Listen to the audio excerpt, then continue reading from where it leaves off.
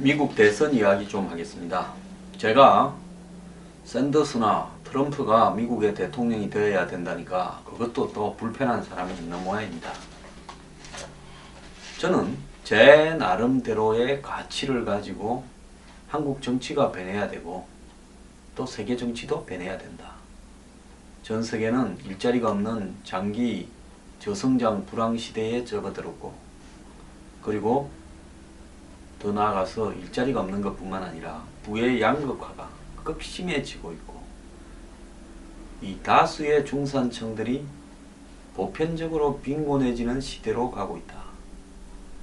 자, 노인은 노인대로 소득이 없어서 빈곤하고, 젊은 사람들은 일자리를 찾지 못하는 일이 전 세계적으로 확산되고 있다. 자, 이렇다면 이 세상의 정치 패러다임을 바꿔야 되는데, 그것이 바뀌려고 하면 어떻게 돼야 되냐? 기성 정치권이 무너져야 된다. 왜 무너져야 되는가? 그 기성 정치권들은 진보니 보수니 다양한 가치로 무장하고 있지만은 그 뒤에 숨어있는 기득권의 이해관계에 놀아나고 있다. 어제 김종인 더민주 대표가 거대 경제 세력이라고 했지만 그것은 한마디로 돈을 가지고 정치판을, 사회의 이 상류 지도층을 다 포획하는 그런 부분을 언급하는 것입니다. 그래서 트럼프나 샌더스가 되어야 이런 부분들이 무너지고 그야말로 대중을 위한 정치가 된다. 그래야 또 한국도 각성이 생긴다는 겁니다. 자, 극명하게 돈줄이 거대, 한마디로 이 금융자본이나 거대 투기자본이, 거대 산업자본이 어떻게 정치를 좌우하는가가 보여주는 극명한 예가 오늘 미국에서 나왔습니다.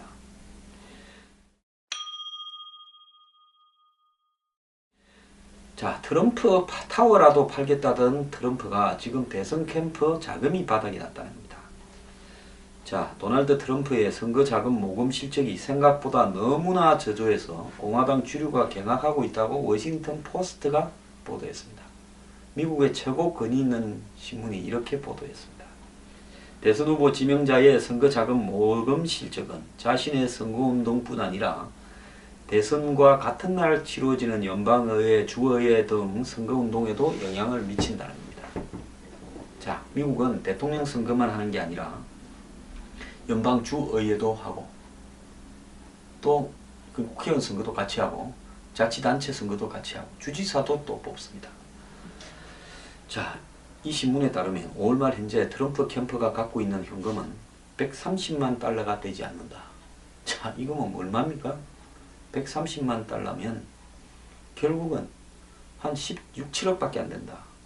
이 돈으로 전국 각지의 공화당 선거사무소를 제대로 운영하기는 어렵다는 겁니다. 이 액수는 민주당 경선에서 패배한 샌더스가 갖고 있는 잔고 920만 달러에도 현저히 미치지 못한다. 이런 저조한 선거자금 모금 실적을 놓고 트럼프와 공화당은 서로 내 탓이라고 공방을 벌이고 있답니다. 트럼프는 공화당 주류가 대선 후보인 자신을 중심으로 일사불란하게 뭉쳐서 단결하기보다는 끌어내리려고 아직도 거짓거리 하고 있다는 겁니다. 반면 공화당 지도부는 트럼프가 사실상 이 후보로 확정된 5월 한 달 풀뿌리 기부를 활성화하는 데 활용하지 않고 허비해버려서 그렇다고 이야기합니다. 트럼프는 계속해서 선거자금 모금이 부진할 경우 자기 재산에서 뭉친 돈을 빼서 쓸 거라고 합니다. 하지만 대선 자금 모금이 대개 지역 선거 운동과 병행해서 이루어진다는 점에서 공화당의 주선거나 지방선거에는 도움이 되지 않을 거라는 겁니다. 자, 한편 민주당의 사실상 대선 후보 힐러리는 5월 한 달 동안 2620만 달러의 선거 자금을 모아 올 들어 처음으로 버니 샌더스를 앞섰습니다. 자, 샌더스야 뭐 사실상 끝났으니까요. 그래도 5월 달에 1560만 달러를 모았습니다. 왜 돈이 씨가 말라 그럴까요? 공화당의 돈줄이 민주당보다 훨씬 많죠. 공화당의 거대 돈줄들이 다 트럼프한테 돈을 안 주겠다고 그럽니다. 왜 그럴까요? 두 가지 때문입니다. 하나는 트럼프가 월가를 개혁하겠다. 하나는 트럼프가 저임금을 개선하겠다. 미국의 거대 산업자본이나 투기자본들이 자유무역을 이야기를 하면서 해외로 산업기지를 전부 이전시키면서 미국 내의 일자리를 다 없애버리고 있다. 자, 거기에다 더해서 이민을 받아들이고 불법 이민자들까지 합법화하면서 계속해서 싼 노동력이 미국에 공급되도록 만들면서 미국의 백인 노동자 계층의 일자리를 없어져 버리게 만들고 저임금화 시키고 있다. 최근에 트럼프는 여기에 한 발 더 나가서 부자 정세나 최저임금 인상도 고려되어야 된다라고 이야기를 했습니다. 자, 이것 때문에 트럼프를 안 돕는 겁니다. 자, 반대쪽에 있는 미국의 가진 자의 앞잡이 힐러리는 어떻게 하는가 한번 봅시다. 월가가요, 힐러리가 엘리자베스 워런을 부통령 지명할 때는 후원을 끊겠다라고 이야기합니다. 엘리자베스 워런요, 미국에서 굉장히 샌더스 다음으로 진보주의적인, 한마디로 2008년 금융위기에 월가를 갖다가 그대로 직격탄을 날린 이 진보적 가치를 존중하는 대중적 정치인이죠. 그래서 힐러리가 당선이 100% 확실한 것은 이 샌더스를 러닝메이트로 하면 되는데, 제가 전에 죽었다 깨어나도 힐러리는 샌더스를 러닝메이트로 하지 않을 거다. 왜?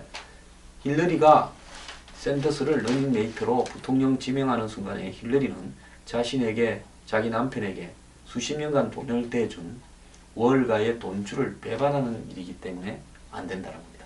그래서 샌더스와 대체제라고 볼 수 있는 엘리자베스 워런 상원의원을 부통령으로 해서 여자 대통령 후보이 힐러리, 부통령 후보 엘리자베스 워런 해서 이 여자가 다 정 부통령 후보를 맡는 카드를 생각을 해서 샌더스 지지층을 끌어들이려 했는데 월가가 공개 경고를 나선 겁니다.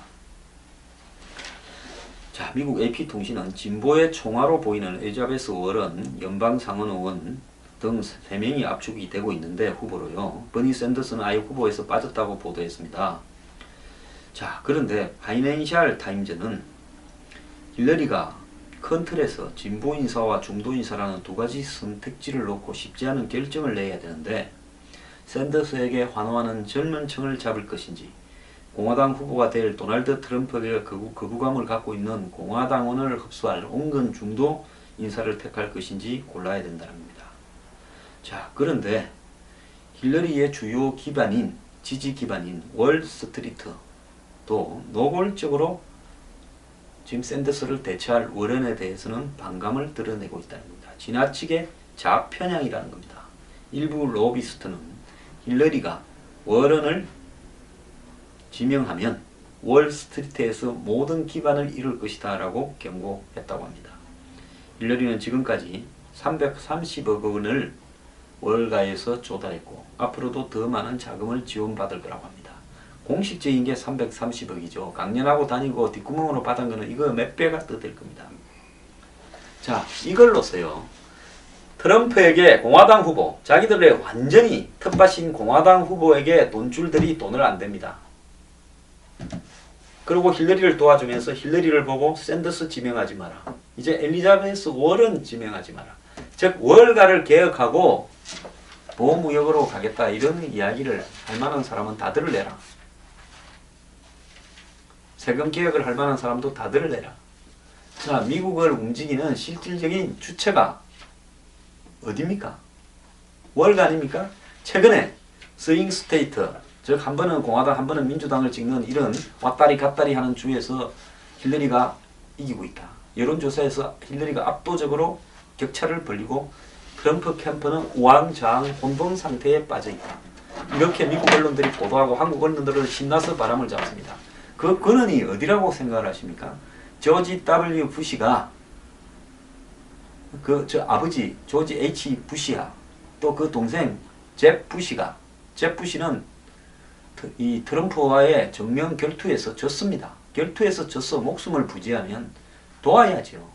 뒤에서 너들 나를 좀 밀어주라. 대의원들은 다 트럼프 배신하라 하는 운동을 하고 다닙니다.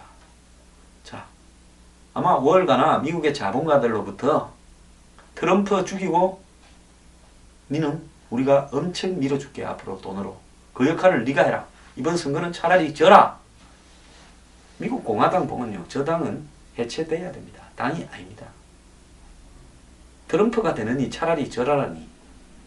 무슨 소리입니까?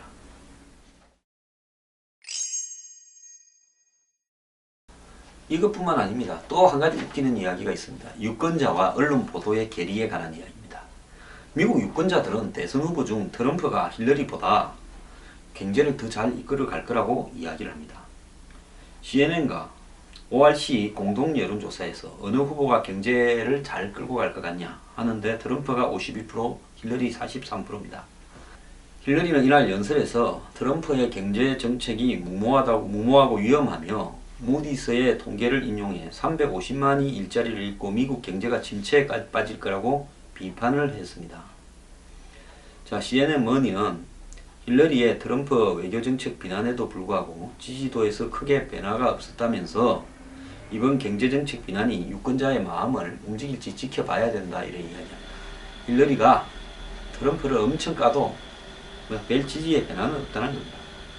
이 매체는 미국의 중산층과 노동계층의 실질 임금이 지난 20년간 크게 오르지 않아 불만이지만은 힐러리가 자신들에게 무엇을 제공할지 모르는 등 두드러지는 정책이 부족하다 이래 말하고 있습니다. CNN도요. 힐러리가 경제에 대해서 연설을 해도 유권자에게 미래에 대한 비전을 제시하는데 실패했다고 이야기합니다. 특히 남편인 빌 클린턴 전 대통령에게 경제를 맡기겠다고 한 것에 대해 힐러리 본인은 더 다르게 더 잘할 수 있다는 것을 보여줄 필요가 있다고 비판을 했습니다. 아니 저 남편한테 경제를 맡긴다니 뭐 하나를 사면 1+1입니까? 힐러리를 사면 클린턴도 뽑습니다. 옛날에 클린턴이 그랬죠.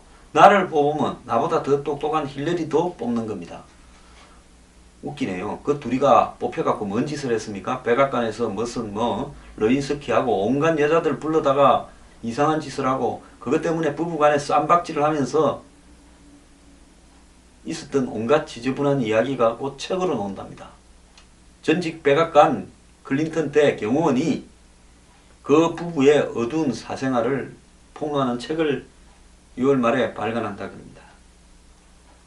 자, 포천지는 남편 빌 클린턴 행정부 때 체결된 무역협정으로 타격을 입은 백인 남성 노동계층들이 대량으로 실직하고 재취업이 힘들어졌다면서 힐러리는 이 문제부터 직시해야 된다고 했습니다. 오늘날요, 미국의 자유무역 그리고 전 세계에 만들어진 이런 WTO 협정의 이 토대가 클린턴 때 됐습니다. 그 뒤부터 미국의 제조업이 박살이 나서 다 없어져 버렸습니다. 그런데 힐러리나 클린턴이 지지를 받을 수 있겠습니까? 그럼에도 불구하고요, 미국의 월가 앞잡이들은 트럼프 끌어내리는데 혈안이 됐습니다. 트럼프가 대통령이 되면 350만 명이 대량 실직을 할 거라고 이렇게 무디스가 그 신용평가회사죠. 이 뻥을 깠습니다. 참 미국 민주주의 국가입니다. 신용평가회사가 신용이나 제대로 평가하지 그걸 평가 안하고 돈 받고 다 봐주다가 2008년 금융위기를 자초해놓고 이제 정치평가까지 합니다. 무디스는 트럼프라는 슈퍼리치가 대통령이 되면 자신의 배만 더 불리고 나머지는 가난하게 만들 수 있다고 이야기했습니다. 무디스는 트럼프가 대통령이 되면 미국은 2008년 금융위기 때보다도 더 깊은 경기 침체 늪에 빠질 거라고 이야기했습니다. 350만 명의 미국인이 일자리를 잃을 것이고 실업률은 다시 7% 상향 돌파하게 될 거라 했고 주식과 부동산 시장이 동반폭락할 거라고 했습니다. 트럼프의 경제정책이 채택되면 미국 경제는 매우 심각하게 위축될 거다라고 강조하면서 트럼프의 4년 재임 기간 동안 미국 가정의 삶은 매우 어려워질 거라고 이야기를 했습니다. 무디스가 문제라고 지적한 트럼프의 3대 경제정책은 무역, 이민, 세금 정책입니다. 트럼프는 중국과 멕시코에 높은 관세를 부과하겠다 했는데요. 무디스는 이런 정책이 미국 경제의 성장세를 둔화시킬 수 있으며 전반적인 물가를 올릴 수 있다고 이야기했습니다. 또한 해외 투자자들의 대미국 투자도 위축될 거라고 했습니다. 무디스는 트럼프의 이민 정책에 대해서도 문제가 있다고 지적하면서 트럼프는 이민을 제한하고 1,100만 명의 불법 이민자를 추방하겠다는데 트럼프의 이런 정책이 상당히 비용을 불러일으킬 거라고 무디스가 이야기했습니다. 트럼프는 개인과 기업들에 대한 대규모 감세도 추진함과 동시에 사회 안보와 의료보험 등 정부의 지출은 줄이지 않겠다는 방침을 밝혔는데요. 이에 대해 세금정책센터는 트럼프의 계획으로 향후 10년간 정부 부채가 10조 달러 증가할 수 있다고도 이야기했습니다. 무디스는 또한 트럼프의 경제정책이 심각한 사회적 불평등을 초래할 수 있다는 점을 우려하면서 이날 보고서에서 감세 혜택 받는 사람 3분의 1은 미국 상위 1%의 소득자라고 이야기하며 이들이 받는 감세 혜택은 3억 2천만 원인데 반해 하위 99% 소득자의 감세 혜택은 300만 원 이하에 그칠 거다 했습니다. 트럼프가요 최근에 정책을 바꿨습니다. 부자 감세가 아니라 부자 증세를 하겠다고 했습니다. 지금 뻥 까고 있고요. 이걸 무디스의 이런 보고서를 이용해서 힐러리가 트럼프가 더 경제를 잘할 거라고 믿는 미국 다수의 국민들을 한마디로 왜곡시키는 트럼프가 대통령이 되면 경제가 망한다고 이야기합니다.